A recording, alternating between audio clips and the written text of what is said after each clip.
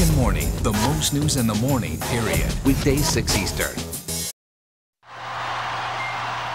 Aid in Africa. The two have gone hand in hand for decades.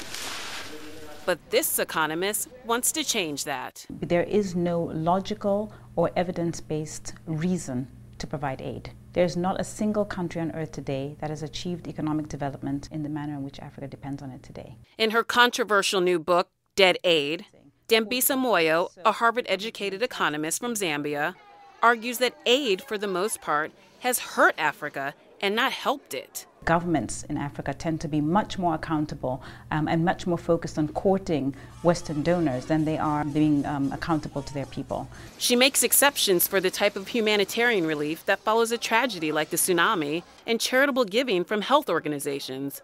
But that's where she draws the line. Is this boy ever hungry? And don't get her started on celebrities.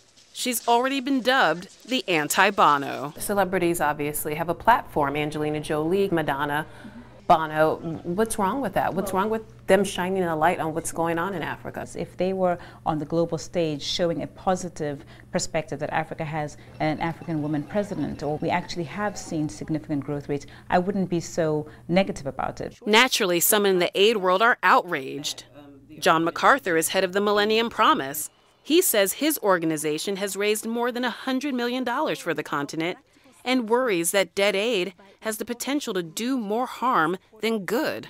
It would be like looking at all the problematic contracts at the Pentagon and then saying, therefore, we should disband the military.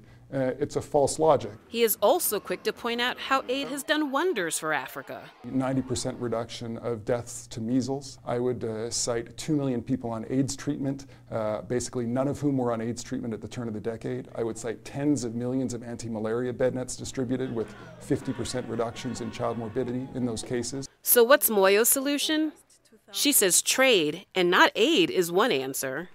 And she's also big on microfinance, where individuals lend to other individuals on websites like kiva.org. You can lend a minimum of $25 to anybody, and the operative word here is lend. It creates incentives, positive incentives. The good news is that we have alternatives.